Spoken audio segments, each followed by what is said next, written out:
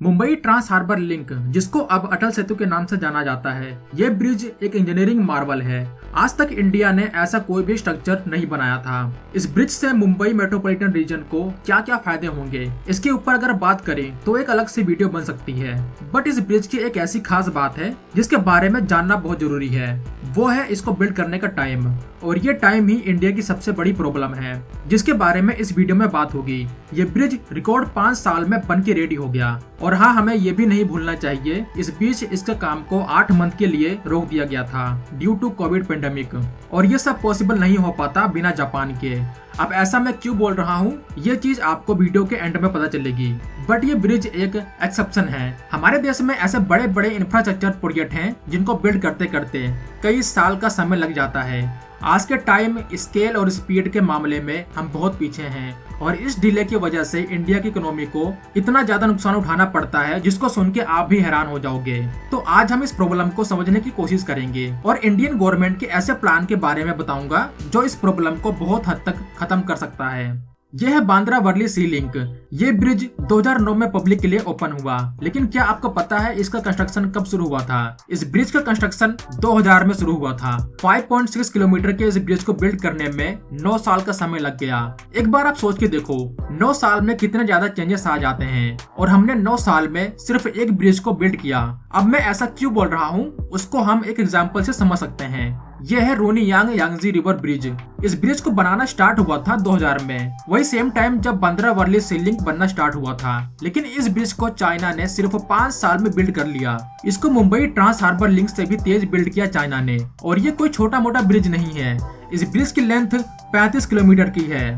बांद्रा वर्ली सी link से almost 7 गुना बड़ा bridge. तो ये जो स्केल के साथ स्पीड है चाइना की इंफ्रा प्रोजेक्ट को बिल्ड करने में, इसमें हम बहुत ही ज्यादा पीछे छूट चुके हैं। ये कुछ सबसे बड़े रीजन में से एक है जिसकी वजह से हम चाइना से इतना पीछे रह गए। यहाँ हम एक ब्रिज बिल्ड करते रह गए, चाइना 100 ब्रिज बना चुका था, और वो भी लार्ज स्केल पे। एक बार को हम मान सकते हैं, चलो बांद्रा वर्ली सी लिंक को सी में बनाया है और चाइना ने इस ब्रिज को एक रिवर पे। अब मैं आपको एक इंडियन ब्रिज का एग्जांपल देता हूँ जो इंडिया का सबसे बड़ा रिवर पे बना ब्रिज है। यह है ढोला सदिया ब्रिज। इसकी लेंथ है 9 किलोमीटर। ये सिर्फ 2 लेन का ब्रिज है।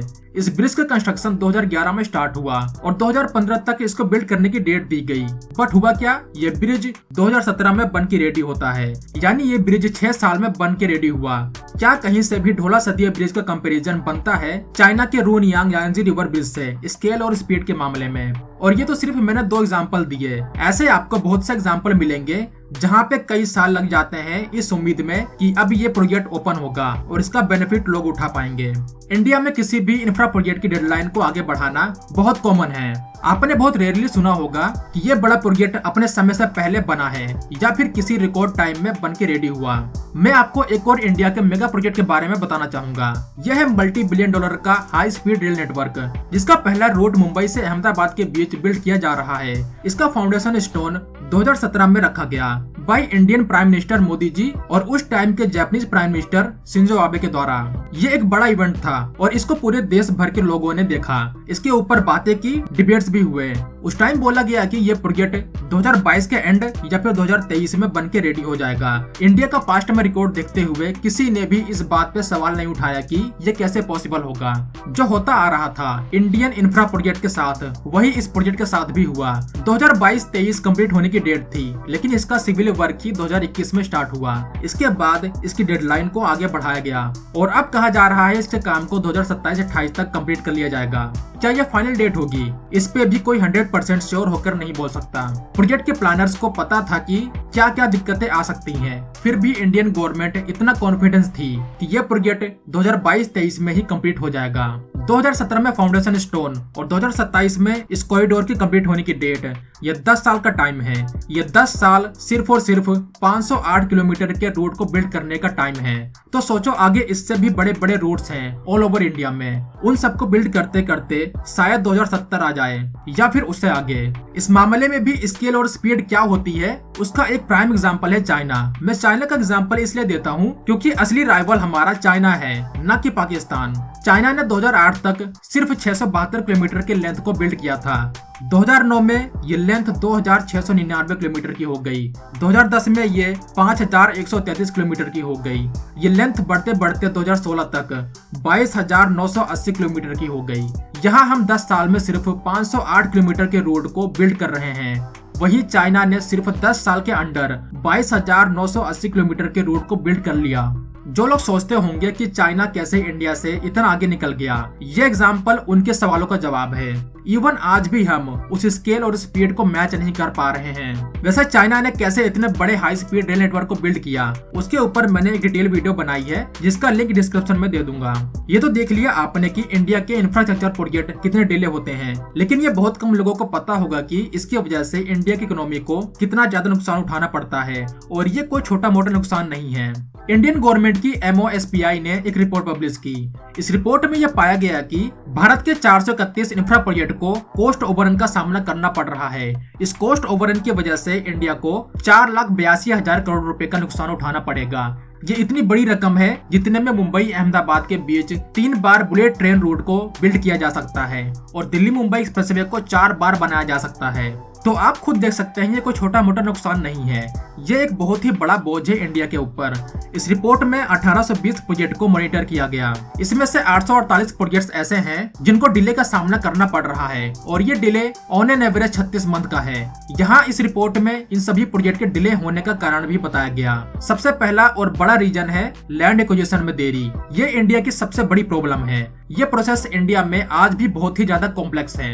इसमें गवर्नमेंट को पता ही नहीं रहता कितना टाइम लग सकता है और यही लैंड एक्विजिशन एक मेजर प्रॉब्लम बना मुंबई अहमदाबाद के बीच बन रहे बुलेट ट्रेन के डिले होने का। इसके बाद रीजन बताया गया इन्वायरमेंटल और फॉरेस्ट मिनिस्ट्री की तरफ से क्लियरेंस मिलने में देरी का। ये तो गवर्नमेंट का इशू है, गवर्नमेंट को इसके ऊपर खुद ध्यान देना होगा। इसके अलावा जो डिफरेंट एजेंसीज होती हैं उनके बीच एक कोऑर्डिनेशन नहीं बन पाता, तो गवर्नमेंट को इसके ऊपर ध्यान देना होगा। इंडिया में इतने सारे इंफ्रा प्रोजेक्ट बन रहे हैं और जब ऐसी खबरें सुनते हैं कि ये प्रोजेक्ट इतने दिन इतने साल के लिए डिले हो गया, तो इससे देश की इमेज भी खराब होती है, साथ में इकोनॉमी का भी नुकसान होता है। लेकिन जब ऐसी खबरों के बीच हम सुनते हैं मुंबई ट्रांस हार्बर लिंक जो काफी ज्यादा कॉम्प्लेक्स प्रोजेक्ट था, उसको सिर्फ 5 साल में बना के रेडी कर लिया कोविड पेंडेमिक के बाद भी, तो इससे एक उम्मीद जगती है कि ऐसा हम आगे भी कर सकते हैं। और ये चीज पॉसिबल नहीं हो पाता बिना जापान के। MTHL जो आज अटल सेतु के नाम से जाना जाता है, इस प्रोजेक्ट की मेजर फंडिंग जायका के द्वारा हो रही थी। जायका यानी जापान इंटरनेशनल कॉर्पोरेशन एजेंसी, जो सिर्फ अपने साथ फंड नहीं लाती बल्कि टेक्निकल सपोर्ट भी लाती है। अगर आपको जानना है जायका का कितना बड़ा रोल रहा है इंडिया के इंफ्रास्ट्रक्चर प्रोजेक्ट में, तो इसके ऊपर भी मैंने एक डिटेल वीडियो बना रखी है जिसका लिंक डिस्क्रिप्शन में मिल जाएगा। इस प्रोजेक्ट के लिए गवर्नमेंट का प्लान था सिंपल PC गर्डर ब्रिज को बिल्ड करना, बट यहाँ जापान ने और ज्यादा एडवांस गर्डर टेक्नोलॉजी को प्रपोज किया इंडियन गवर्नमेंट को, जो काफी रोबस्ट और लाइट वेट आइडिया था। इस जापानीज टेक्नोलॉजी में स्पैन काफी लंबे होते और नंबर ऑफ पिलर्स भी रिड्यूस होते हैं। इसकी वजह से जो कंस्ट्रक्शन टाइम है वो भी रिड्यूस होता। फाइनली इंडियन गवर्नमेंट ने जायका के इस प्रपोजल को एक्सेप्ट किया और रिजल्ट हमारे सामने है। अगर इंडियन गवर्नमेंट वही सिंपल मेथड का यूज करती तो ये ब्रिज आज भी नहीं बन पाता। तो इससे एक बात तो साफ हो जाती है कि इनोवेशन की मदद से भी हम कंस्ट्रक्शन की स्पीड को बढ़ा सकते हैं। ये बात बिल्कुल सही है कि चाइना की तरह हम काम नहीं कर सकते, क्योंकि चाइना कुछ ऐसे तरीके यूज करता है जो इंडिया जैसे डेमोक्रेटिक कंट्रीज नहीं कर सकते। बट हम कुछ इनोवेटिव तरीके से और सही कोऑर्डिनेशन के साथ काम करके इस कंस्ट्रक्शन टाइम को काफी हद तक कम जरूर कर सकते हैं। और गवर्नमेंट का ऐसा प्लान है जो काफी ज्यादा हेल्प कर रहा है डिफरेंट एजेंसीज के बीच कोऑर्डिनेशन सेटअप करने में। इस प्लान का नाम है PM गति शक्ति मास्टर प्लान।